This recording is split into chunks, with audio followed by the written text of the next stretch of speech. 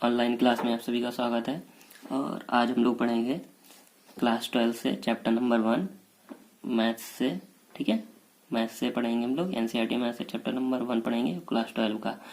तो इसका हम लोग एक पार्ट पहले बना चुके हैं, तो जिन लोगों ने वो पार्ट नहीं देखा है वो जाकर उसको देख सकते हैं। ठीक है, तो हम लोग समझ लेते हैं पहले। इसमें कुछ आपको बेसिक समझना आवश्यकता है और फिर उसके बाद हम लोग पढ़ेंगे फंक्शन। फंक्शन क्या होता है, बहुत इंपॉर्टेंट है, इससे क्वेश्चन आपका बनता है आपके बोर्ड एग्जाम में।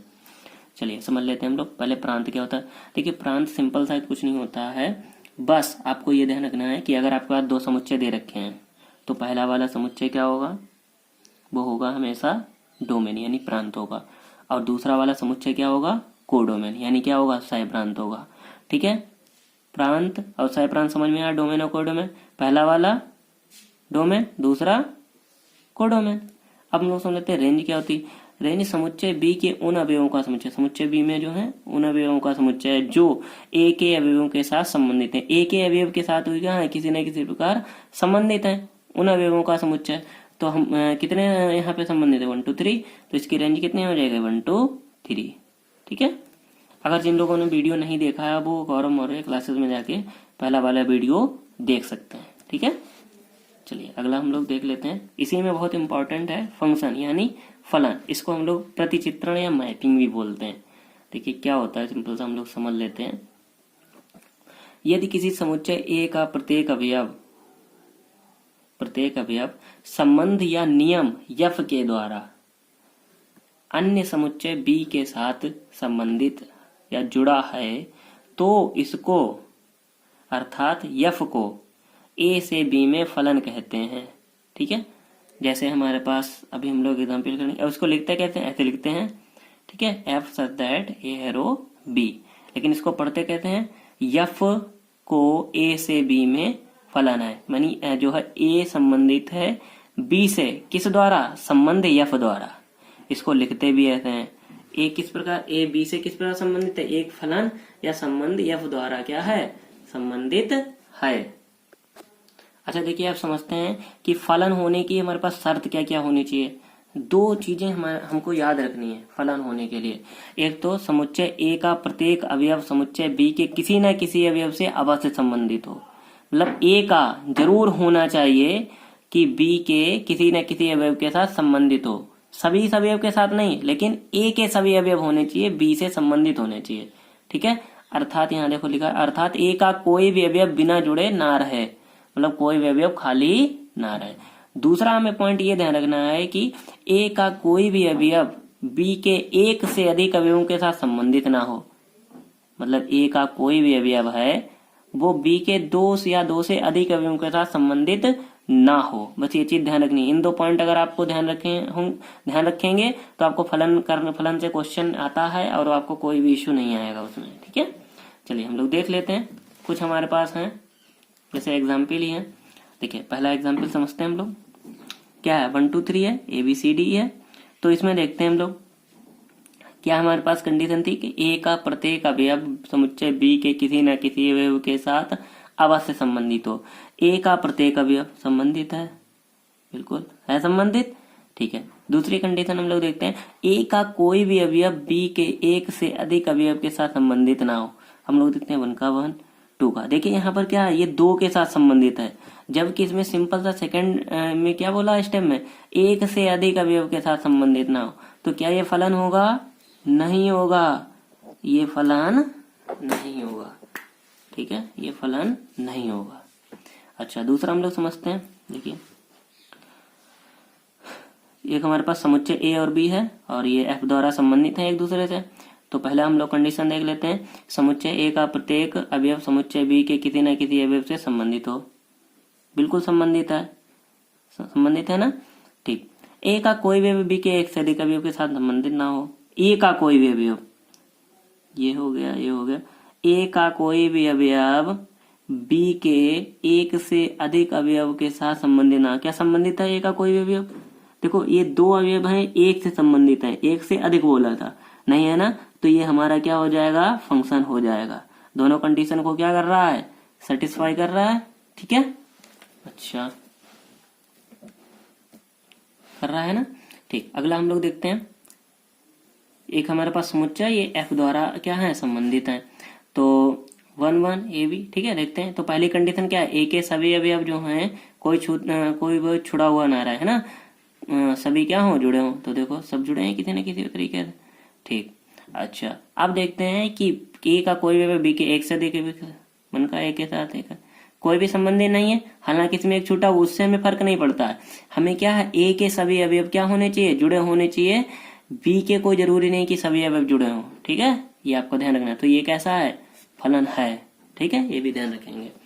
अच्छा अगला पॉइंट हम लोग देखते हैं, ये एक समुच्चय ए है, ये बी है और ये एफ द्वारा संबंधित है। तो देखते हैं 1 का 1, बी का भी, सी का सी।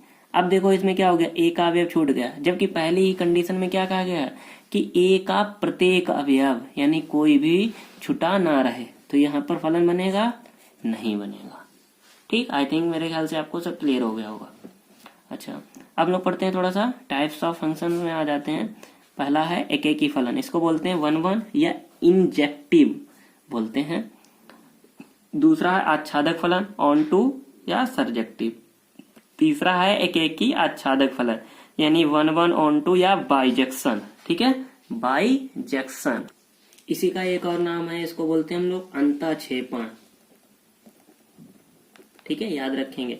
ये आपके 3 जो हैं ये बहुत ज्यादा इंपॉर्टेंट है, तो हम लोग इसी को करेंगे और इसी से क्वेश्चन बनता है। बाकी आपके लगभग फलन कितने 8 टाइप के होते हैं। जैसे आपका क्या हो गया, बहुएकी फलन, है ना, अंतःक्षेपी फलन या बहुएकी आच्छादक फलन, है ना, इस टाइप में है। फिलहाल हम लोग इम्पोर्टेंट ही करेंगे जो हमारे लिए जरूरी है और हम लोग ज्यादा उसको डिस्कस नहीं करेंगे, ठीक है। तो हम लोग पहला देख लेते हैं, क्या है एकेकी फलन। एकेकी फलन क्या होता है, यदि समुच्चय ए के प्रत्येक अवयव का संबंध बी के अलग अलग अवयवों के साथ है तो ऐसे फलन एकेकी फलन कहलाते हैं। यानी एक से एक पर होना चाहिए, ठीक है। इसका ये नहीं है कि पहला पहले से संबंधित हो, ये कोई जरूरी नहीं है, लेकिन मतलब एक से एक में ही होना चाहिए। कुल मिला के ये समझिए आप, पहले का बी के साथ, दूसरे का ए के साथ, तीसरे का सी के साथ, चौथा, यानी ये कैसा है एकेकी फलन।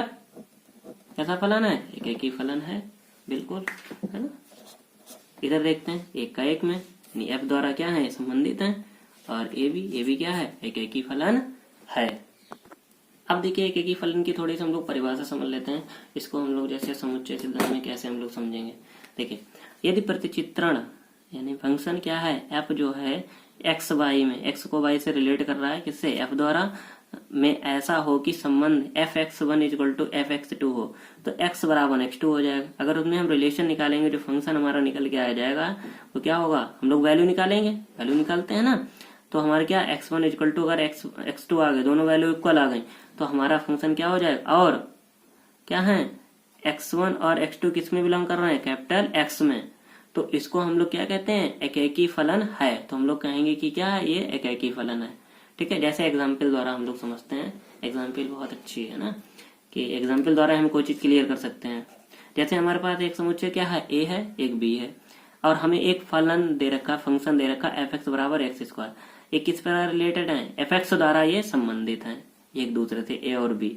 तो सिद्ध हमें करना है कि एफ एकेकी फलन है। तो देखिए कैसे करेंगे, हम लोग क्या निकालेंगे, एफ एक्स, यानी ये वैल्यू, अगर हमारे पास ये वैल्यू है और एफ एक्स हमें, ठीक है, हम लोग एक्स की वैल्यू 1 2 3 4 रखेंगे और हमें इनमें से वैल्यू मिलती है, तो ये क्या कहें, संबंधित है मतलब। तो हम लोग निकालेंगे, देखो F x equal to F1, यानी हमने क्या रख दिया, x इक्वल टू 1। पहले वाले अवयव की वैल्यू रखते हैं। अगर आपने इसको नहीं आता है तो आप हमारे पहले वाले वीडियो जो यूट्यूब पर पड़े हुए हैं, इसमें गौरव मौर्य क्लासेस में, उसको आप देख सकते हैं, ठीक है। तो यहाँ पे F1 1, यानी क्या है, अगर हमने 1 रखा तो 1 किससे रिलेटेड है, 1 से, ठीक है, आपने ऐसे बना दिया। फिर F2 यानी x इक्वल टू कितना रखा, इसकी वैल्यू हम लोग रखेंगे, ए वाले की वैल्यू, तो हमें क्या है, बी वाले की वैल्यू प्राप्त होनी चाहिए। और वो कैसी प्राप्त होनी चाहिए, एक से एक पर हो, समझ रहे हो, नहीं ऐसा नहीं कि दो एक दूसरे से संबंधित 2 हैं 3 हैं। तो देखते हैं, F2 कितना आ गया 4, ठीक है, F3 9, F4 16। तो हम लोग देखते हैं कि अगर हमने यहाँ पर क्या रखा, ए की वैल्यू रखी, समुच्चय ए की वैल्यू रखी, फंक्शन में हमें किसकी वैल्यू प्राप्त हो गई, वी की। तो यही देखो संबंध बता रहा है ना कि इस प्रकार ये रिलेटेड है। तो हमारा अब एक पर है, देखो एक की वैल्यू 1 रखी 1, 2 रखी तब 4 आ गई, 3 रखी तब 9 आ गई, 4 रखी तब 16 आ गई। तो हमारा एक ऐसा फलन हो जाएगा, एक ही फलन है। आई थिंक मेरे ख्याल से आपको समझ में आ गया होगा।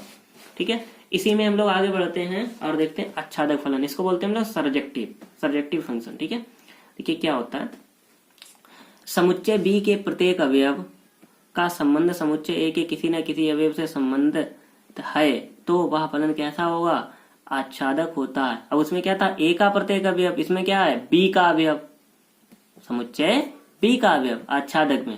ध्यान रखेंगे इस चीज को। देखो परिभाषा बहुत अच्छे से ध्यान रखनी है। अगर आपको परिभाषा आती है और आपको कॉन्सेप्ट क्लियर है तो आपको मैथ में कोई इश्यू नहीं आएगा कभी भी। ठीक है, तो हम लोग एग्जाम्पल के थ्रू हम लोग समझ लेते हैं। देखिए क्या है, समुच्चय बी का प्रत्येक अवयव ए से संबंधित होना चाहिए। देखिए है, समुच्चय बी का है ए के साथ संबंधित, तो ये क्या है, एक फंक्शन वो सर्जेक्टिव फंक्शन बन रहा है, आच्छादक फलन। इधर देखो हम लोग देखते हैं, ये देखो ए बी सी डी ये सब संबंधित है, ई छूट गया। और हमें क्या आच्छादक में क्या देखना है, समुच्चय बी के अवयव देखने हैं और प्रत्येक अवयव संबंधित होना चाहिए, क्योंकि ऐसा नहीं है तो ये कैसा है, सर्जेक्टिव फंक्शन नहीं बनेगा, आच्छादक फलन नहीं बनेगा। अच्छा एक चीज और ध्यान रखनी है, आच्छादक फलन में परिसर सह प्रांत के बराबर होता है। ध्यान रखना इस बात का, किसके बराबर होता है, सह प्रांत के बराबर होता है। अच्छा इसको लिखेंगे कैसे, हम लोग थोड़ा सा मैथ की लैंग्वेज में आ जाते हैं ना। तो एफ जो है फंक्शन एक्स को बाई से एफ फंक्शन द्वारा रिलेट कर रहा है। ठीक है, कोई भी है एफ है, वो एक्स जो समुच्चय है उसको बाई से एफ फंक्शन द्वारा, जैसे यहाँ पर हमने क्या किया था, कौन सा एफ फंक्शन था हमारा, एफ एक्स बराबर एक्स स्क्वायर द्वारा रिलेट कर रहा था। ऐसे यहाँ पर कोई भी वैल्यू हो सकती है, कोई जरूरी नहीं एक्स स्क्वायर ही हो, है ना। तो हम लोग देखते हैं आच्छादक है यदि प्रत्येक बाई के लिए small Y belong capital Y. देखो जब भी स्मॉल वाई की बात करते हैं तो हमेशा कोई समुच्चय होगा और उसका अवयव होगा स्मॉल वाई। कभी भी हम लोग समुच्चय को स्मॉल में नहीं लिखते हैं, ये हम लोग डिस्कस कर चुके हैं। ठीक है, और small x belong capital x का अस्तित्व हो ताकि एफ एक्स बराबर बाई हो। ये कंडीशन आपको याद रखनी, बिल्कुल रट लेनी है, ये चीज समझ लीजिए। देखिए दो को हम लोग डिस्कस कर चुके हैं और अब हम तीसरे को डिस्कस करते हैं कि क्या है, एकेकी एवं आच्छादक फलन, यानी इसको अंग्रेजी में हम लोग बोलते हैं बाइजेक्शन। देखिए क्या होता है, ऐसा फलन जो एकेकी व आच्छादक दोनों होता है, यानी एकेकी भी हो आच्छादक भी हो, तो ऐसे फलन को एकेकी आच्छादक फलन कहते हैं। नोट करके इसमें थोड़ा सा ये हमें ध्यान रखना है क्या, कि केवल ऐसा फलन एकेकी व आच्छादक होगा जिसमें समुच्चय बी का प्रत्येक अवयव समुच्चय ए के अलग अलग अवयव से संबंधित होगा। यानी सिर्फ 1 का 1 के साथ, 2 का 2 के साथ, 3 का 3 के, मतलब इस प्रकार संबंधित होंगे, एक का एक के साथ, कोई डबल नहीं होगा। ये चीज आप ध्यान रखेंगे, सिर्फ वही फंक्शन क्या होगा आपका, एकेकी और आच्छादक होगा, अन्यथा नहीं होगा। जैसे हम लोग कुछ समझ लेते हैं, जैसे हमारे पास क्या इस टाइप में है 1 2 3 ए बी सी, क्या ये है, नहीं है, क्योंकि इसमें ए का संबंधित है, बी का नहीं संबंधित है। ठीक है, ये एकेकी आच्छादक नहीं होगा। क्या ये है, बताना जरा,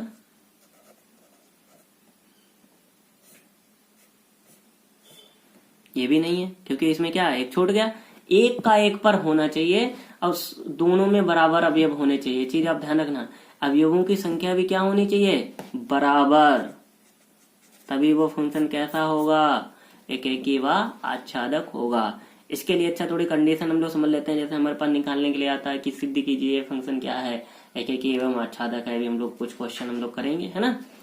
तो देखिए इसको सिंपल सा ध्यान रखना है, समुच्चय ए समुच्चय बी संबंधित है किससे, कोई फंक्शन एफ द्वारा, एकेकी व आच्छादक है।